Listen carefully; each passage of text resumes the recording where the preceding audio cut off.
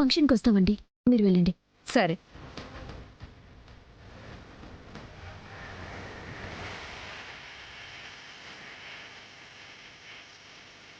అయినా మిమ్మల్ని చూస్తుంటే జాలిస్తోంది వదినా.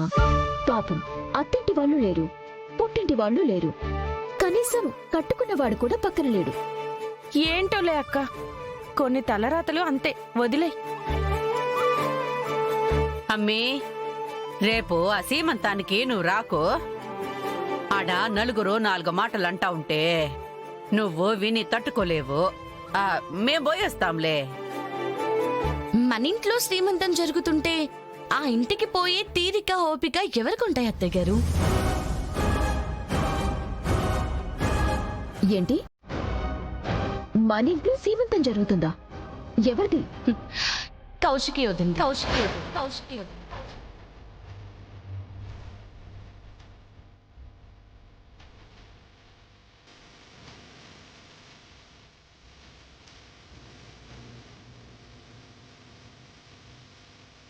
ఏందమ్మీ నువ్వు మాట్లాడుతా ఉండేది? కౌశికి సీమంతమేంది? ఎవరు చేస్తా ఉండారు? నేను, దాత్రి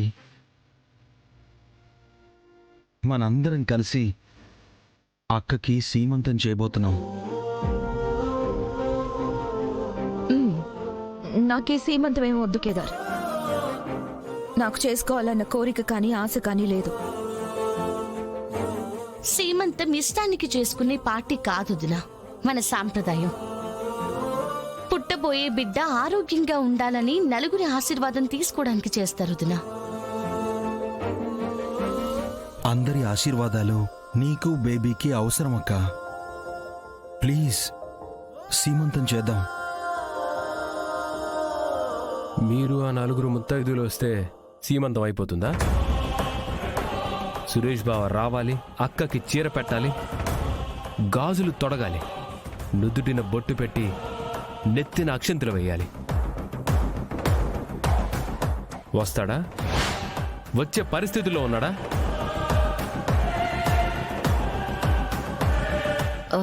వచ్చే పరిస్థితుల్లో ఉన్నా కూడా ఏ మొహం పెట్టుకుని వస్తాడు యువరాజ్?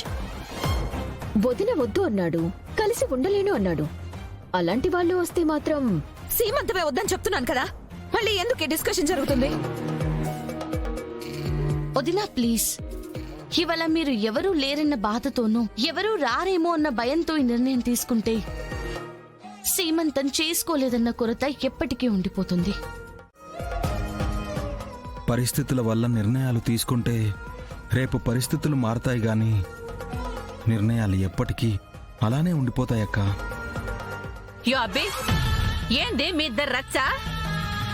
ఆ అమ్మే సీమంతం వద్దు అంటా ఉంటే మధ్యలో మీ ఇద్దరు రచ్చేంది?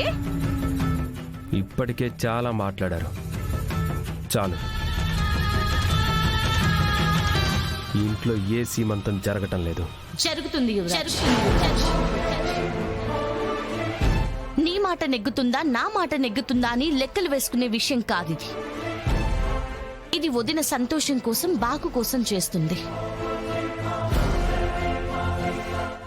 దయచేసి ఎవరు అడ్డుపడకండి. అడ్డుపడే అధికారం గాని హక్కు గాని ఇక్కడ ఎవ్వరికీ లేదు.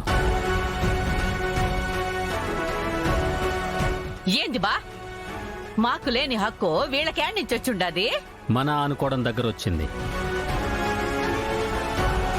పంతాలకు పోకుండా కౌశికి సంతోషం గురించి ఆలోచించడం దగ్గరొచ్చింది. అయినా కౌశికి మీకు ఏ సంబంధం లేదని తెగేసి చెప్పిన మీకు కౌశికి ఏ ఫంక్షన్ జరగాలో ఏది జరగకూడదో చెప్పే అధికారం మీకు లేదు. మీరు మా మాటల్ని తప్పుగా అర్థం చేసుకుంటున్నారు మావయ్య. రేపు సీమంతానికి అన్నయ్య రాకపోతే ఇన్ని రోజులు 4 గోడల మధ్య ఉన్న గొడవ నలుగురిలోకి వెళ్తుంది. ఆ తర్వాత నలుగురనే మాటలు విని వదిన విని తట్టుకోగలదా? 4 మాటల దగ్గర ఆగిపోయేదే అయితే నా కూతురు ఇంతవరకు వచ్చేదే కాదు.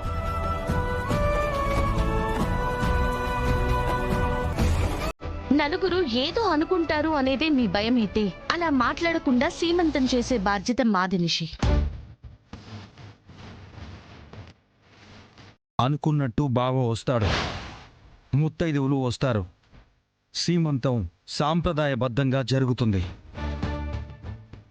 అది అది మా బాధ్యత.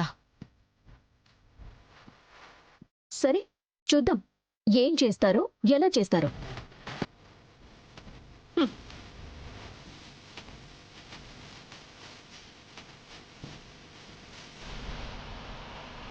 అమ్మా కౌశికి, నువ్వు వాళ్ళ మాటలు పట్టుకుని సీమంతం వద్దంటున్నావేంటి? అందరి నోళ్లు మూతపడేలా జగదాత్రి కేదార్లు సీమంతం చేసి చూపిస్తారు.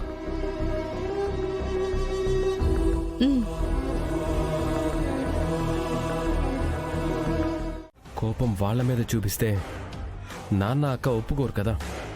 రోజు రోజుకి మన ఇంట్లో మనకి మాట్లాడే స్వేచ్ఛ కూడా లేకుండా పోతుంది. మనమేం చేసినా తప్పు పడతారు. ప్రతిదీ తప్పంటున్నారత్తయ్య. అసలు మనకంటూ మన మాటకంటూ ఈ ఇంట్లో మర్యాద ఉందా? జగదాత్రి వాళ్ళు ఇంట్లో అడుగు పెట్టినప్పుడే మనం పరాయి వాళ్ళమైపోయాం. వాడు కుంభమేళాలో పెదనాన్నకి పితృకర్మ చేసి అక్క దృష్టిలో 4 మెట్లు ఎక్కేశాడు. ఇక రేపు వాళ్ళు చెప్పినట్టు అనుకున్నట్టు సీమంతం జరిగితే మన ఇంట్లో మనకున్న కొంచెం మర్యాద కూడా పోతుంది. కౌశికి కూడా వద్దంటా ఉండాదిరా. మీ నాయనొచ్చి మొత్తం చెడగొట్టుండాడు. లేదంటే ఆ అమ్మి మనసు విరిగిపోయేలా మాట్లాడుండుంటే ఆ అమ్మే సీమంతం వద్దని చెప్పుండేది. ముందు మావయ్య దృష్టిలో వదిన దృష్టిలో వాళ్ళని తగ్గిస్తే కాని మన ఇంట్లో జగదాత్రి వాళ్ళ మాటకి విలువ లేకుండా పోదత్తయ్య. అవునమ్మి, అసలే ఆ కేదారు రోజు రోజుకి మీ మావయ్యకి దగ్గరైపోతా ఉండాడు.